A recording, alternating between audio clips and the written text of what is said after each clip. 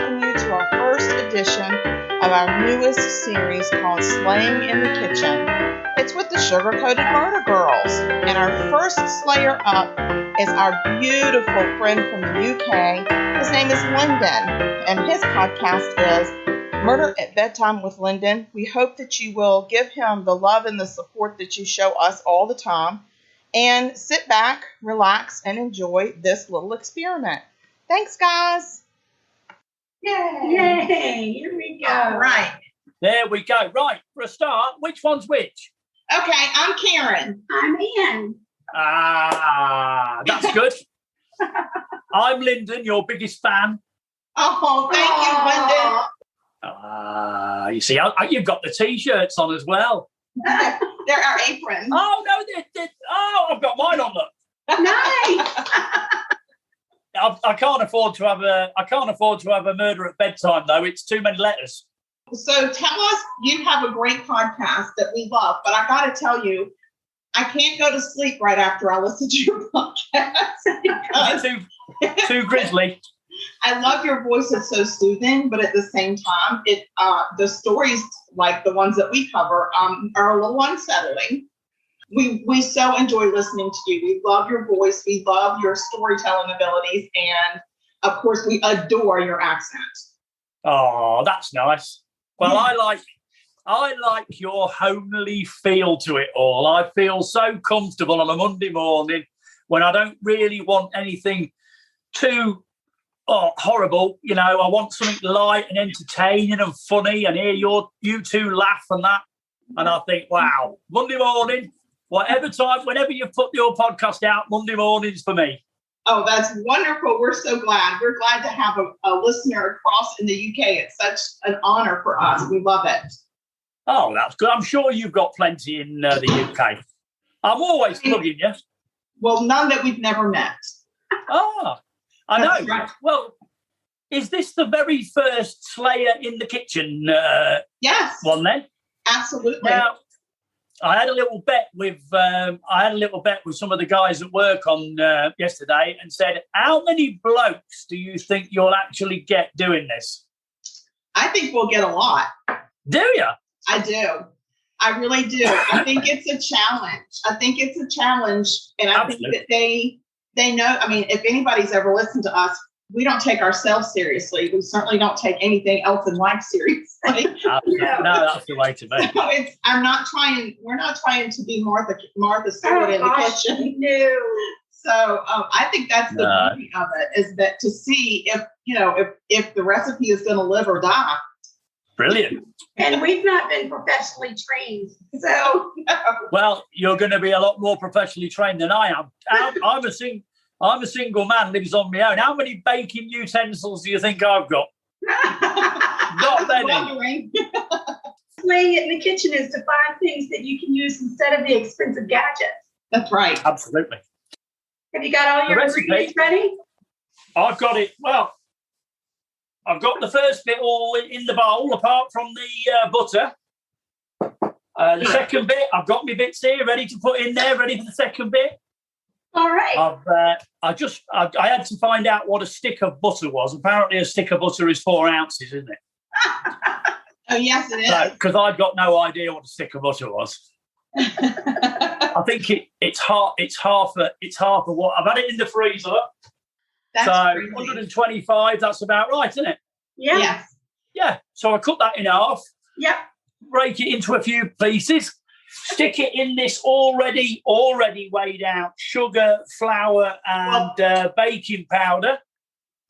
Sorry? Do you know what a cheese grater is? Do you have a cheese grater? I have a cheese grater, yes. Okay, so you're going to actually take that 4 ounces of butter and grate it with a cheese grater into this, right?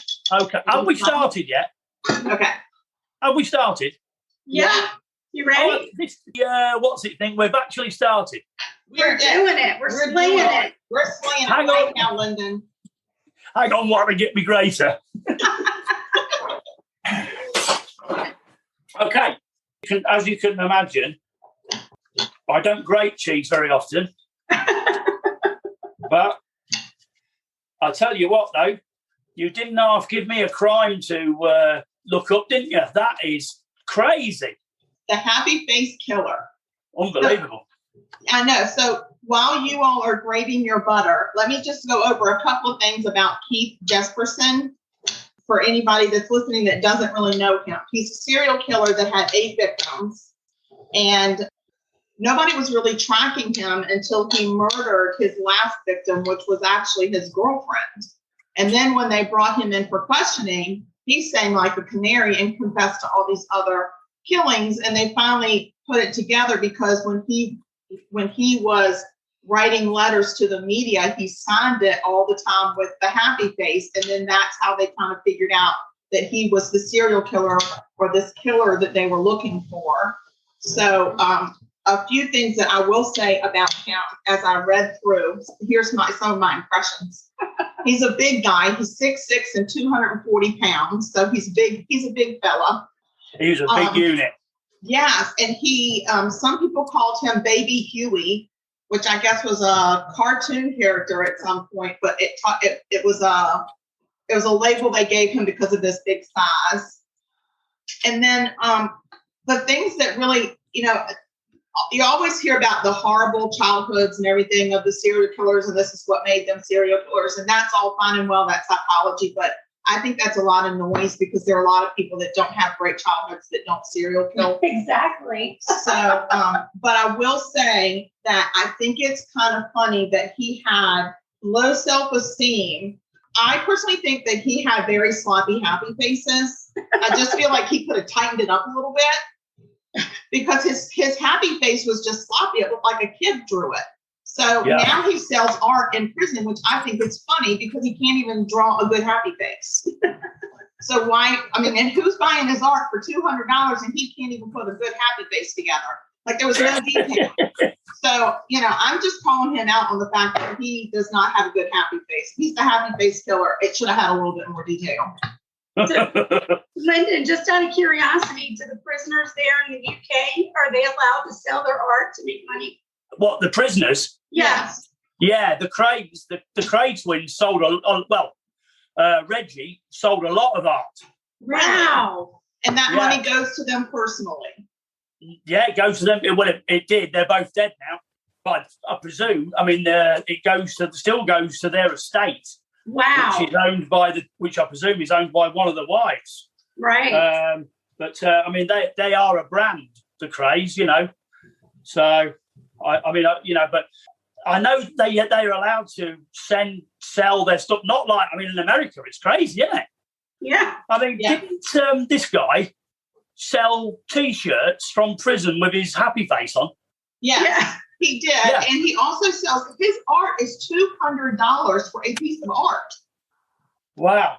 Like, who's paying that? And then he also has an account where you can just send him cash and it goes right into his commissary at the prison so he can buy his food and whatever else that he buys at prison. So I don't know who's doing it, but I wish they would stop. If they want some art, I'll give them art and then they can send the money to the victims. There you go. Yeah, some of this art is rubbish though, isn't it? Look at all that stuff that John Wayne Gacy did. How creepy. He did all clowns. Like, hello. Like, it's so creepy.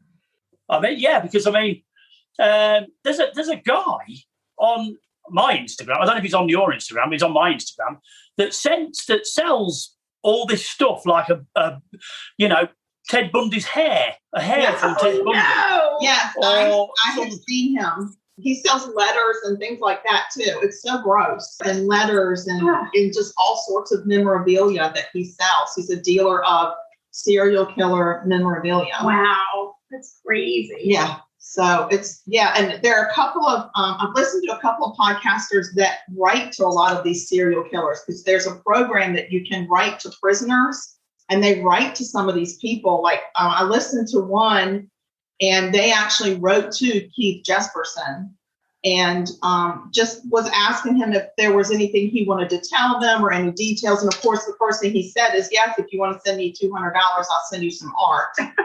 But, he was talking about some of the other famous prisoners and serial killers that he's friends with in prison. And it gave me chills. Yeah. It's just like that. Like a whole community of them. Yeah. But I can't even imagine writing to one. I don't know. I don't know if I could write to a serial killer. I have no desire. No, I don't think so. I don't need to know anything about them. I feel like we've known everything there is to know. As long as they're in jail. I don't need to know anything else. Yeah. I mean, the one that always really gets me is Ted Bundy. Oh, gosh, yes. Why is everybody so obsessed with this guy? I think that he's gotten more famous for his charisma and his good looks. And I just think it's gross. I think it's gross. And I don't like it. I don't like that he's promoted in the media in different movies and stuff. It's this sexy, charismatic guy. He's evil incarnate. I don't care what he looks like. Absolutely. Yeah, absolutely evil, wasn't he? Oh, are you blending your butter now? I've grated the butter. I'm now mixed it with my hands. Beautiful. Oh, okay. That's wonderful. Y'all are doing exactly the same thing. Anyway, about this case, I thought it was interesting that they weren't able to put any of the pieces together to catch him. They had no idea. He was writing on bathroom walls, leaving messages and stuff. And it wasn't, he was very smart about it because one woman, he actually raped and killed her and tied her to the bottom of his truck. Yes. And to erase fingerprints and her face. He brings her face. Yeah. Like that's so gross. One of his last victims that he did that to. He drove for 12 miles. He drove for 12 miles with her strapped to the underside of the lorry. Can you imagine? And then he got underneath and had a look and thought, yeah, that's pretty good. I've got rid of I think I've got it. Yeah, he probably went over there and admired his work. No, we were talking about his childhood to start off with. I mean, his father was evil, wasn't he? His father was horrible. I mean, and I guess his grandfather was really mean too. So it seems to run in their family. They should stop having male children. Because I feel like all the men in his lineage were very angry. Why? What? Because they had 5. They had 5 kids, didn't they? Les and Gladys. I like that name, Gladys. I'll tell you, I've just got to give this a mention. He was born in Chilliwack, and I just wanted to say that. Chilliwack in British Columbia. All day I've wanted to say Chilliwack. Yeah, that's probably the best part of the whole story is that he was born in Chilliwack. Yeah, he was born in Chilliwack, and all day I thought I must get Chilliwack in somewhere. But yeah, I wanted to know why. I mean, I know he was a big lad. When he was 14, he was 6 foot tall, wasn't he? Yeah. But why he had 5 kids? Gladys and Les had 5 kids. Why did Les hate Keith so much? I don't know, and it never has come. It's never really been talked about, so I don't really know why he hated him. He was pretty much shunned and ostracized. Like it was either being really mean to him or completely ignoring him. There was no in between. Yeah. So I'm not sure. I don't know. And what was Gladys's problem? Like, you know what I'm saying? Like, if you've got a husband that's being really mean to your kid, I mean, a frying pan to the back of the head takes care of that. Yeah. I mean, I don't know what the mum was doing because, I mean, he was terrible. I mean, I know you can't excuse what he got up to, but his childhood was terrible. But you would think that what he would do was then kill men and not kill women. Yeah. That's the thing that doesn't make the connection for me. So and that's where I say, well, I mean, I hate it that he had a bad childhood, but is that just an excuse? Because then he went off and brutalized women. Although they did say early on in his childhood, he did try to drown a boy at the pool. Sorry, that's not funny. It's not funny. It really is not. But he was a sick individual, and it just is a shame that it never popped up on anybody's radar that we got a mental issue going. And the other thing is he was not there. I don't think that he was very successful because if you're a serial killer and you got to start writing to the paper to get attention and writing stuff on the bathroom walls, you're not a very good serial killer. No. Like, I don't think that he's very successful. Well, I think he was a bit miffed, wasn't he, after his first murder? The 2 people actually. And what in the world? Talk about a plan that went really wrong for that lady. I know. I mean, poor Laverne, she's just trying to get out of a really abusive relationship and thinks she's going to sell her boyfriend down the river, and she gets put on the river too. I think there's better ways of doing it. When you first gave me the case, I went straight up and watched a documentary. Okay. And it said the happy face killer. For the first half hour, I thought I'd got the wrong person because it was all about this woman. And it told you that this woman's been murdered, and this woman had said that her boyfriend did it. And then she said she went to the site when he called so that she could help him get rid of her. Then she said she actually helped him murder her. Yes, she said I actually helped him murder and helped get rid of the body. So they said, okay, well then you're going to jail too. And she was like, that's not my plan. Didn't you think that it was honestly, I couldn't get my head around it because, first of all, how did she know where the body had been found? She took the police to where the body had been found. Because there was actually media coverage about a body being found, and she read about it, and she figured it out. She was a true crime documentary freak like the rest of us, except we use ours for good, not for evil. All right, Lyndon, we're moving on to our wet ingredients. Okay, I've put my egg in. Now it's the cream in it. Half a cup of cream, yeah? You do the cream, the vanilla, and an egg. Yeah. And whisk those together. Did you put them in a separate bowl? Yeah. And I've got a whisk of that, haven't I? Well, if you don't have a whisk, use a fork. Brilliant. Well, the other thing that confused me about Laverne. Oh, yeah. What was her name? Parviak, is it? Parviak? I think so. I just wrote her name down as Laverne because I really like that name too, Laverne. when she cut the random button part out of the jeans, and gave it to the police had the original jeans. So I mean, how on earth did they? It didn't make sense to me because you could see right from the start in my eyes they didn't do it.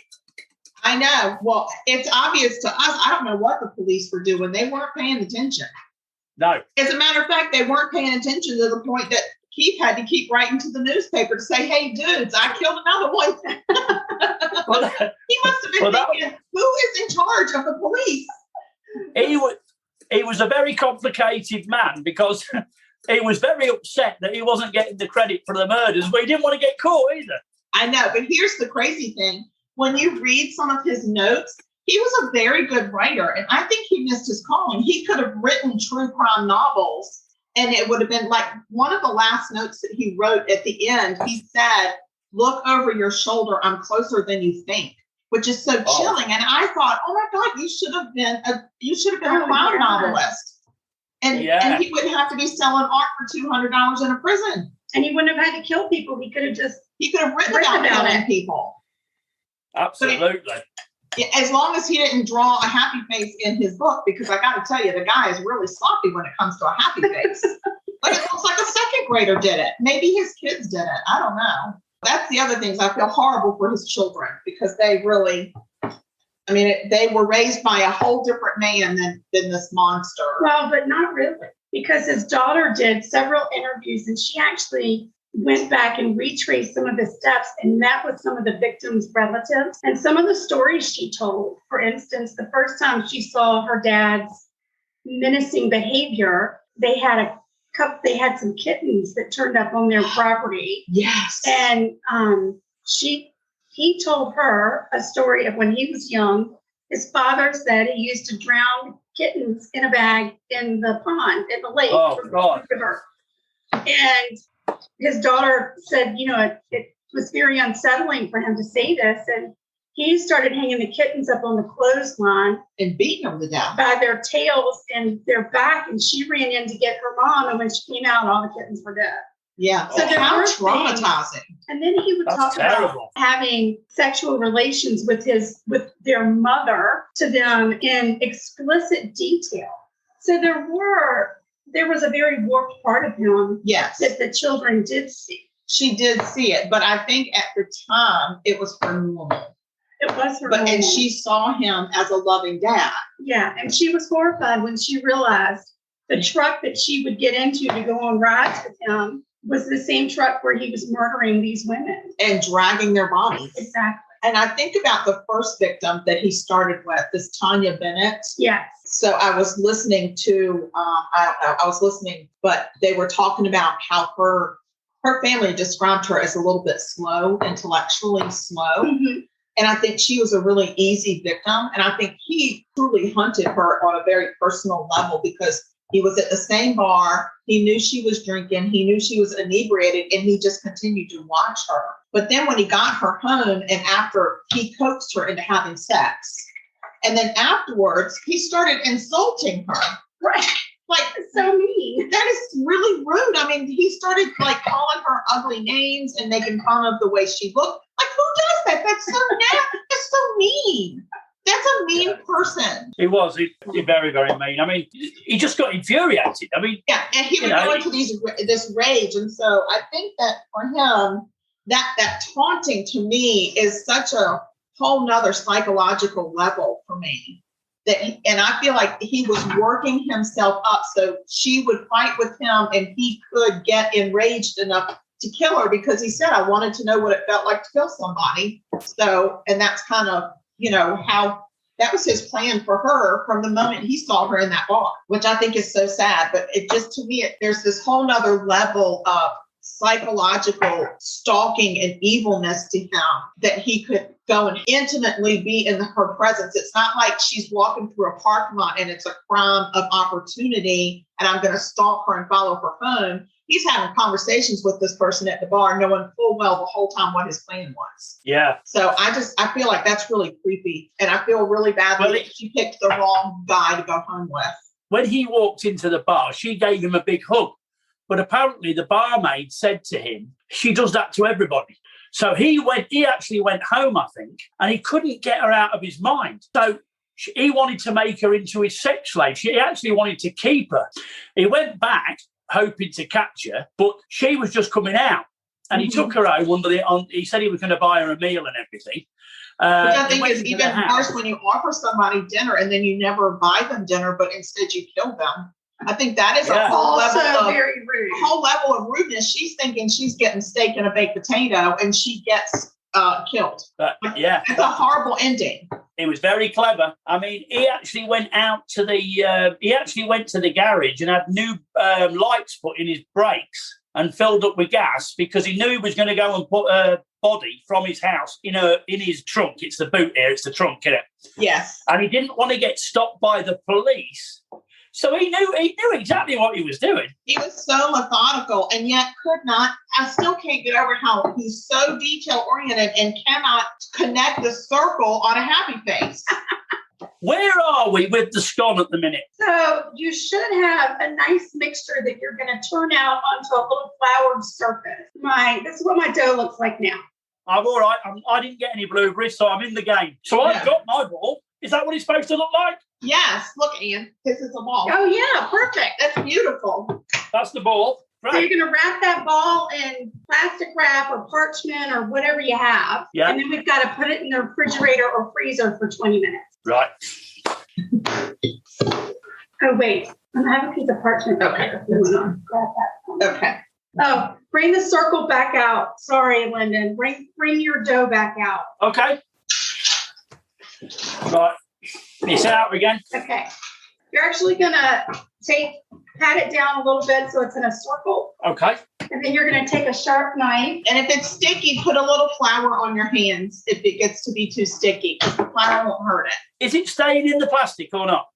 No, take it out of the plastic. Yeah. Okay. All right. Right now, Do I slice it now? Now you're going to slice it into 8 wedges. so it looks like a pizza. Yeah. Okay, I've done that. All right. Will it fit in your freezer just like that, flat, uncovered? Uncovered it in the freezer. Yeah, I'll do that. All right. So I thought it was, and while you're doing that, I'm going to talk a little bit more about the lady that survived his attack in April of 1990, which I think she was just the second victim. So Tanya Bennett was in January, and this lady is in April. And so... Oh, the second victim? I thought you said the survivor. She is a survivor. I thought there was only one survivor. Well, this lady is the survivor. This is the lady at Shasta, isn't it? She's the lady that From was the at the liquor store in the parking lot with the baby. Yeah, that's Her name she had is the baby. Dawn. That's the one that had the baby with her. Yeah. Yes. Daun, I think it was. It seems like the baby saved her life. Yeah. Because the baby wouldn't stop crying. And the fact that she's got a very strong neck and he couldn't break it. Well, it said he was just about to kill her in a headlock. He said he wanted to break her neck, but he couldn't get it. The baby suddenly cried, didn't it? Yeah. And that's what made him snap out of it, because he didn't, I mean, funnily enough, he didn't want to hurt children. He didn't want to hurt the baby, and that's how she survived. But the crazy thing is, she called the police, and they believed him and not her with the whole story. He said that she was intoxicated and offered to give him sexual favors in the car. And the reason that her neck was hurting wasn't because he was squeezing it. It's because of the angle in the car was awkward. And that obviously she was drunk, and they let him go. Yeah. And they didn't believe her when she told them what happened, which is crazy. So she survived. And at that point, it was pretty early on. They could have saved a lot of lives had they believed her. Yeah, and I thought that was really, they could have stopped the serial killer right there. Again, the cops are not paying attention. I couldn't understand that. It was really, really bad. That just the police just really sort of took his word for it and let him go. Yeah, and then he just went on his way so that he could keep killing. Yeah, and that's exactly what he did, wasn't it? Well, yeah, and then he killed, and then he wrote a letter, and then he killed, and then he wrote a letter because nobody's paying attention to it. Well, yeah, the thing that continued to throw the police off, though, was that somebody confessed to the first murder. They're still like, I don't know what's going on, but you're just not the guy. Well, the first time he wrote the letter and said that the two people took the fall for him, the police thought it was the guy's friends writing it to get him out of jail. Right. So the guy, John, that was in there that got framed for it. So that's when they didn't believe it. But then he continued to write even after killing more people. He would kill again. He usually would kill one or two people. And when they weren't making the connection, he would write another letter to the newspaper to say, hey, guys, I killed again. And those people are still in there for my crimes. And they still weren't making the connection. So I thought that was pretty crazy. Are we making the glaze? Yeah, we can make the glaze. Okay. Also, there was another one of his victims that they thought was a drug overdose. And that's why he had to, again, write another letter, because they thought that victim was an overdose, and he wanted them to know that he killed her. So again, he's doing a whole lot of work to get credit for the killings, but didn't want to get caught for them. He couldn't make up his mind whether he wanted to be caught or not, could he? I think he wanted all the credit, but didn't want to have to do the time. No, that's right. He's like a middle child who's just looking for attention because they feel very forgotten and neglected. And I can speak on that because I'm a middle child. All right, what are y'all doing? What's your glaze looking like? I'm just mixing up my glaze. If I can find me. This glaze is probably going to look better than mine. Our vanilla is very dark, so it turned my glaze brown. Oh gosh, but that's okay. Oh yeah. So was the next murder a lady called Claudia? He did. There was a lady named Claudia, but she actually came out back as a Jane Doe. They didn't know her name until they talked to him and he confessed and said that her name was Claudia. He referred to her, if I'm not mistaken, as a street person. Yeah. I don't know if that meant she was sex worker, or if it was just somebody he met on the street and decided she's a street person. Right. Yeah. The lady Cynthia Rose, she's the one that was labeled the overdose. And then that's why he had to send another happy face note saying, no, she's not an overdose, you dumbasses. She's actually my murder victim. And then his last victim, Julianne, was his girlfriend. And oh, that's right. Yeah, he beat her to death. And the way that they connected her was that her friends and family said, this is the guy she was dating, and we think he did it. And that's kind of how the beginning of the end started for him. He was on their radar from the beginning, but they never had any evidence to connect him with crime. Yeah. But this time they did. They had a good confession. They had a very slow radar. Their radar was a little glitchy because he was on the radar, but not enough to go get him. Yeah. He says he tried to commit suicide twice, but he's just not very good at things. No. Yeah, no, he's not. But No. I mean, those two, the two people that admitted to the first murder, they were still in prison, weren't they? Yes, they were still in prison. And it wasn't until he told them where to find Tanya's handbag under the blackberry bush. That was the only thing they had not found yet. Yeah, that's when the other two got released. That woman, I'll never get my head around her. My only question is, did Laverne and John get back together when they got out of prison? I would say definitely not. I would think John would not really want to. I would hope that Laverne stayed as far away from him as possible. Yeah. He might have been a little mad. He might have. Laverne's actually dead now, isn't she? Straighten him out. Yeah, right? hoping going to prison made him a nicer person. Like, I'll never beat another woman ever. That's got to be the ultimate, I want to get rid of you, I'm going to get you done for a murder. I couldn't get over the way that she went from doing an anonymous phone call to saying that she helped him do the murder. I know. Well, I think that she just kept adding all these details because she didn't think they would believe in her. So she was like, fine, I helped him do it. I saw him do it. They're like, okay, now we believe you. Okay. If you're going to insist, we'll convict you. Yeah. Yes, exactly. Yeah. But the details that she was giving them was all stuff she had read in the newspaper. Yeah. Wow. So it's not like she was giving them any details that they didn't already know. Another thing that disturbed me when I was reading about him was his game of death. That was where he strangled every girl about 4 times until they passed out, and then slapped them around the face till they came to again. Then he'd rape them. Then he'd strangle them again till they passed out. I mean, that must have been. Can you imagine how terrifying that was? That's just tormenting. Again, that is a whole nother level of psychotic to me. This element of tormenting, almost like playing with them, like they're his toy, like a cat and a mouse. Just torture. It's just horrible. What a nightmare. Yeah, it was. I mean, I found that bit really disturbing. That the poor woman. I think he did that in most of his cases, at least, 4. He just kept strangling them and then bringing them back so that he could do, really awful things to them. And then he really was terrible. I mean, he was huge. Yes, he was a big man. So that to me was menacing enough. Yeah. And then to have this horrible, evil intent, and then he's just playing with these women like they're nothing and tormenting them. I mean, to me, it sounds like a horror movie. And he had daughters at home. And he had daughters at home that he loved.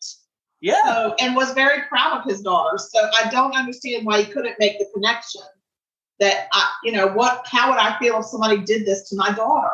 There's just no empathy. But I guess that's part of the serial killer in him is there's no empathy. Yeah. No. He's definitely broken. He's still broken that supposedly in prison, he still brags about the killings. He loves to talk about it and give all the details. And still, he's confessed to over 160 murders. Yeah. And I think he's just one of these people who's a one-upper. He one-ups everybody. If somebody's in there and they go, yeah, I killed somebody too. And he's like, yeah, well, I killed 160. So I think he's always just bragging. He's a bragger. I think he's just a narcissist for that, don't you? Me too. Yeah, I definitely think he is a narcissist. That's the whole thing with this art. I don't think it's about the money. I think that's the narcissist in him that he wants people to admire something of his. So and, he's gross. Oh yes. I mean, he probably could have got away with it a lot longer if he hadn't killed his girlfriend in the end. Yeah, they said that was his downfall, was killing somebody that he knew and that knew him and that other people knew that he knew her. Yeah. It's all about who you know and don't know. So. It comes down to who you know and you don't know. When you kill somebody, don't kill somebody that knows you know somebody. I mean, imagine how his ex-wife feels. I know. Yeah. Can you imagine? She's like, I dodged a bullet, or I don't know. Why didn't you kill me? Like, I'm not good enough. I know. I didn't fit your MO. Really weird. He didn't kill his wife. I think she was called Rose, wasn't she? He didn't kill his girlfriend that he was having an affair with because she liked rough sex. I think her name was Martha. Oh, right. She liked the rough sex. She liked the rough sex. She liked rough sex, so he was quite happy with her. And, until he got bored. Yeah. But I think he was very clever enough to know not to kill people that he could be, tracked back to. But I think so when too. he got to the last girlfriend, I think his urges were just too strong. I think so. I think he just had no more control. No. I really don't. And I honestly think that he was so tired of writing letters and drawing them stupid ass happy faces that looked stupid, and he knew they looked stupid. And I think he thought, I'm just going to kill somebody I know. He's like, I'm exhausted. Yeah. He was tired. Tiring. Absolutely. I mean, it must flipping heck. It would tire me out doing all that. You know, I mean, and then having to write letters on top of that. Like you're killing and then you're having to write a letter. That's a lot. That's a lot. All the work. You know, he should have hired a secretary. Oh yeah. I mean, I've got to do all that raping, I've got to do all that killing, and I've got to do all that writing letters, and I've got to drive a truck as well. Yeah. Oh, that's right. He's trying to make a living, so I can throw some money my kids' way, and at the same time, I got to put a lady under my truck and erase her face with duct tape. I mean, that's a lot. Yeah. He's exhausted. No, I bet he was. I mean, when they caught him, they nearly let him go again, didn't they? Yeah. They got the people who owned his lorry company. Yes. To tell him to do a pickup from an old fairground or something. Yes. And when he got there, all these police were there. They arrested him, took him away, and they let him out again. Yeah. If he hadn't admitted to it a few days later, he'd have been let go again. I don't know. The police were asleep. They were the asleep police. Yeah, absolutely. And he should have said in his letters, "Wake up, police! Wake up!" I mean, they weren't paying attention. Honestly, I mean, when were these people? I mean, I think the very last one, which was his girlfriend's. Which was his ex-girlfriend. Yes. I think he dumped her in the same ravine as his first one, Tonya. Yeah. Well, yeah. I think he dumped her in the same ravine. I mean, he's doing everything but waving a flag and a neon sign saying, "It's me." Yeah. If he was wearing a T-shirt with a big smiley face on, I am the smiley face killer. Maybe he should have painted that. Let him go. That would have been brilliant. Or he could have painted a big, huge smiley face on the back of his truck that he drove and said, "Follow me to the happy face killer." Yeah. Then maybe they would have paid attention. Absolutely. Yeah, those T-shirts. It's a smiley face. No, he's the happy face. Because there's a whole other case called the smiley face killings. It's very confusing. But they're unsolved. Right. So we should. There's the smiley face killer and the happy face killer, isn't there? It is very confusing. And that probably gets on his nerves. Yeah. Because honestly, now they're taking his idea. Yes. And they have not been caught yet. Yeah, so we're not allowed to talk about them. So our mama won't let us talk about them. Do you know something else that confused me, which you might find a bit confusing as well? Do you know when he got arrested, right? And him and Martha had been driving the truck together. And he got arrested, so Martha had to drive the truck home. When he got arrested, he had to catch a bus. And he stopped at a restroom and he went inside and he drew this thing about the happy face killer on the inside of the toilet wall, right? And they made a big thing about that. Now, I've been in a lot of public toilets in the UK. And if I'd read that, I wouldn't have batted an eyelid because there's so much written on them blooming walls and doors of these cubicles. I'd have just thought, there's some idiot thinking he's the happy killer or something like that. I wouldn't have reported it, wouldn't have given it a thought. I wouldn't have either. And usually there's so much graffiti. I would have been so busy reading all of it that I would just glossed right through that. And somebody would have written John 3:16 right next to it. Oh, yeah. They would have because they write down all that from all. I thought they made in the documentaries and that. I thought they made a lot of that because the letters I could understand. If you got a letter with a smiley face on it, I could understand that. But the back of a toilet door, which is they're usually covered in graffiti. Right. I agree. So he actually did that twice. The first time was at the Greyhound bus station, and then the second time was at a truck stop. Right. But both places, I mean, it's not like he went into a nice restaurant and did it or a hotel where you don't see that kind of stuff. I mean, that's my thing is that he left it where everybody else writes their crap. Yeah. Like for a good time call, and I'm the happy face killer. I mean, would you have picked that out? I mean, would you have picked that out on the wall? And if you did, would you have even thought, there's some idiot who just sat here and doodled on the blooming... Anybody could do that, couldn't they? I know. You know what I would have done, though, probably was I would have tightened up that happy face a little bit and given it a little bit more detail, like a handlebar mustache, and maybe some eyelashes and a top hat. And then talk about it. Right. Right. Yeah. What did he use? What did he use? A Sharpie? I hope he had a pen with him. Truck drivers keep a Sharpie to mark things on their reports. Okay, and you never know. The bathroom with you? I don't know what he has in his pockets, but I got a lot of stuff in my purse. I probably could come up with a Sharpie. I could write it in lipstick. Or lipstick or whatever. Yeah. I never have a pen, ever. No, you don't. That's true. I come up to her house all the time and say, "Do you got a pen?" And we have a whole box of pens. We have a whole box of pens with our logo on it in my apartment, but I never show up with a pen. No. Did they ever ask him? Did they ever ask him whether he actually wrote on the back of the doors? I don't think so, but I have a feeling he volunteered it. Well, how else would they have known? Yeah. So I'm sure, because he told them everything. At one point, his attorney told him to stop talking. So he really kind of had diarrhea of the mouth. Once he started, he couldn't stop. Again, no control. No self-control whatsoever. I guess he probably told them, that was me that wrote that. Yeah, catch up, people. Well, he should have written it on the side of his truck. Right. Where you wouldn't expect to see it. Somewhere. Or billboard, or maybe a billboard. Yeah, take down a billboard. Yeah. Yeah. Or like you said, wear the T-shirts. Yeah. We really could have done a lot of different things. He was not creative. No. He killed one of the women. Didn't even have a name. She was just the blonde girl in the red sweater, wasn't it? Didn't have a name. I think she climbed into his... Is that out the freezer, yeah? I'll tell you what, these are going to be great. You just can't wait. Are we going in the oven now? Well, we've got to take the scones apart, and they need to be individuals. So I've already done that. I never thought I just took them apart and put spaced them around the thing. That was smart. Perfect. She didn't do it. So she's working on getting hers apart. But yeah, they're going to go in the oven now. Right, I'm going to wait too. We're in unison.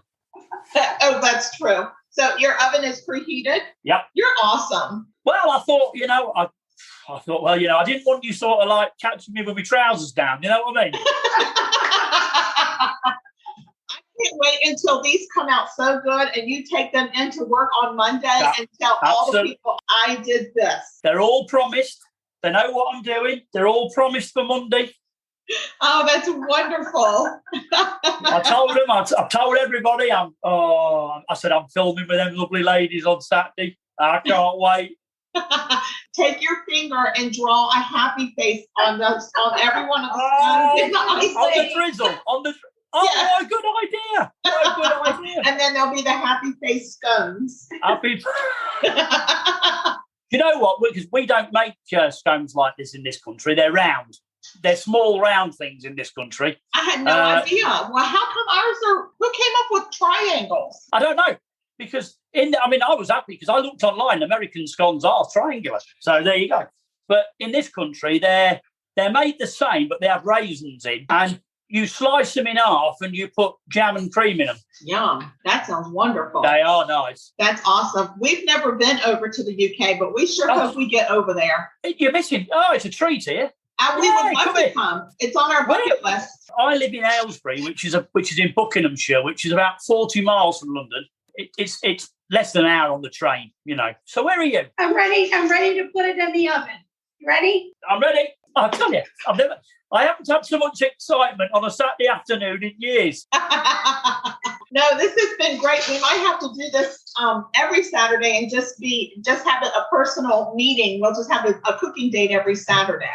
Yeah, I'm looking forward. I'll tell you what, if you're going to be doing these as a regular basis, I'm going to be looking forward to listening to them. Oh, yeah. Yeah, it should be really interesting. Some of them we're coming up against, they really do not cook. Yeah, we've asked, the next one that we have scheduled, and I won't tell you who it is yet, but I will say that he eats a lot of outdoor food by the campfire. Does he eat a lot of meat? He eats hot dogs over the campfire. I tell you, he sounds like my sort of guy. Yeah, we'll see. And he said, "I'll try cooking anything." We're excited. Yeah, you're so. We don't really. We're very lucky if we get a couple of days barbecue weather a year. Oh, so gosh. Sort of you have to try get the barbecue out quick before it rains. But where are you? So we live in Charleston, South Carolina. I'm jealous of the weather because, I mean, like we're into what we're in now, mid-May, and we just have rain and wind for the past 2 weeks, and it's just... What are the temperatures? Yeah, is it cold? Yeah, it's what is it at the moment? Well, it's not cold, but it's not what the temperature should be for May. Oh, cold rain, cold mornings. Oh, gosh. Well, now you can get up every Saturday and make scones. Yeah, I'll tell you what, the scones have been snapped up already. Oh, people have already told me they want them. Yeah, so I said, well, you know, I said, if they're edible, I'll bring them in on Monday. Oh, they're going to be edible, and you got to take them in. You definitely. Oh, yeah. I'm looking forward to it. Yeah, and we might have awakened a whole new beast in you. You might turn out to be a cook now. Who knows? I know. The next time I go to Tesco, maybe I'll be buying some, you know, cake tins and baking things and that. And thinking, well, that's it. Parchment paper. I mean, you know you're a baker. Parchment paper. Yeah, parchment paper. So we're going to change it. It's going to be bedtime stories and scones with Lyndon. I've been looking for a new angle, you know, but I decided the other week that I'm never going to change bedtime with Lyndon. It's always going to stay the same. You know, where I'm going to have, you know, because I don't do the waffle because it is a bedtime story. You know, it's just so that you can listen to it uninterrupted for 15 minutes and fall off to sleep, you know. But I've always wanted to waffle with people like we are now. You know, and so I said, I'm going to bring out another one that I bring out now and again, you know, where I interview people and talk about their favourite murderer or their favourite horror story or something like that. Just interview people, you know, just ordinary people. Yeah. And, you know, be nice for a change because, as I say, Murder at Bedtime is very popular, and it's popular because of what it is. Absolutely. You can't change it. I can't change it. No, but you could start waffling with Lyndon, and then you could cook waffles while you're waffling with the people. Exactly.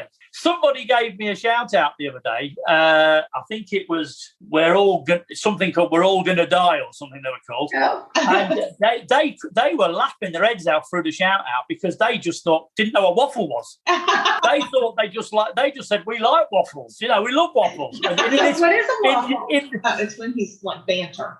Oh, it's banter. That's right. In the UK, if you carry on chatting too much, you're waffling on. So stop the waffle. What, you know what, guy? You know how it's very limited what I put on the beginning of my story, isn't it? Yes. A guy had a go at me the other day and said that's too much waffle. Another guy sent me a message saying I've never heard such a boring voice in all my life. Oh my gosh! If people send us messages like that, we'd be torn apart. I know. I would have to go to therapy if somebody was mean to us like that. I laughed. I told everybody that if everybody wants to give me a really, really bad review, I'll read them out. I'll read them out in the waffle bit. And as a matter of fact, when people email us, unfortunately for them, we consider them our best friends. We do. I do. I think anybody who sends me a message and wants to, I love it. In fact, I think in the end, if they've messaged me first, they think, God, I wish I hadn't messaged that bloke. Yeah. Shut up. I know. I think that they probably, for us, we start stalking them because we get on a shout out. We talk about it incessantly. And I think they think, oh, God, they're stalkers. Oh, brilliant. You're inviting you to Thanksgiving. You're part of the family now. Oh, if I could make it, I'd be there. I know. Yeah, if you live around the corner, you'd have to give me one of them cups and I'd be around for a cup of tea every day. Absolutely. Yeah. And, we like to put a little bourbon in our tea. Oh, now you're talking. Yeah. I was going to try out my British accent, David. She just threatened to kill me if I say anything. She was trying to be British and she sounded like she was from India.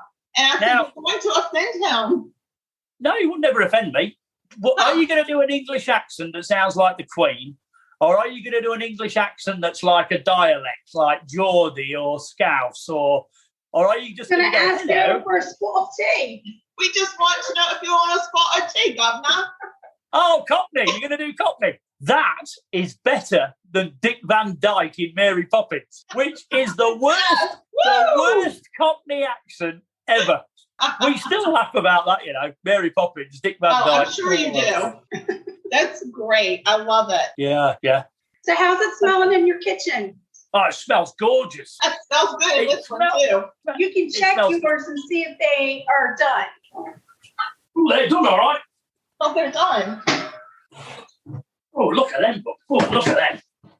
I'll put them there. They are awesome. Ow! Oh. Well, I'm pleased with them. What's happening? Are you okay? Look at them. Yay! They look awesome. They're great today. Wow.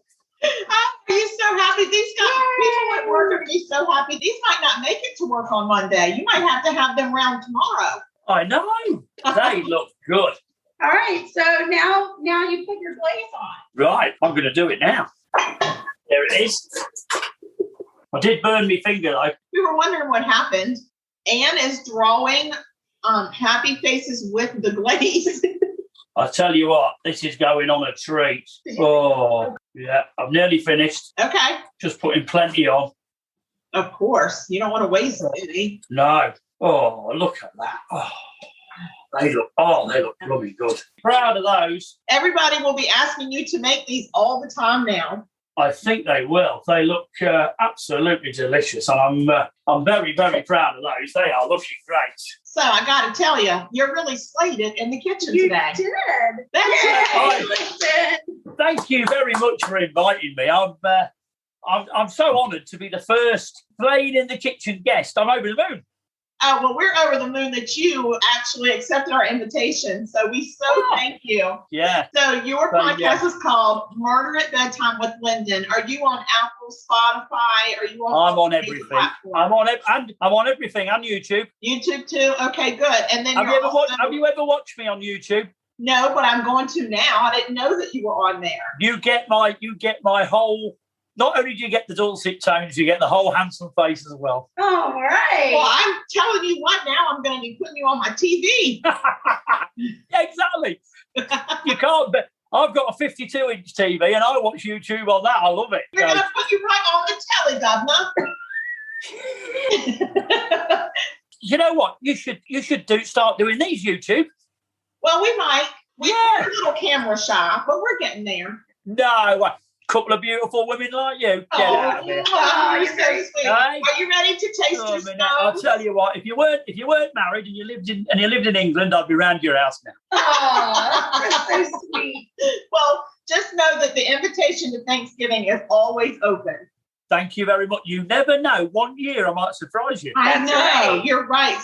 Yeah, we can do the same thing again live from your kitchen. You're exactly right. We'll have a whole new show. We'll end up on the cooking channel. Oh, I bet you will. I bet you'll have moved on to something else. You'll be even more excited. Well, you know what we'll call it is Two Girls and a Bloke. How about two Yank ladies and a limey? That'd be good. All right, we're going to taste Anne's scone. Will you taste yours as well? I will. Let's make sure they're not too hot. Oh, yeah. Is that good? That is good. Delicious. I tell you what, look at us, a partnership right across the water. Beautiful. All right, well, make sure you take a picture and send us a picture of your scones. I'm going to send you a picture of my scones. We'll do this again very soon. Yeah, anytime. Thank you. Well, we are so honored to have you in our kitchen, and please stay sweet and don't murder. Because if you kill people, we will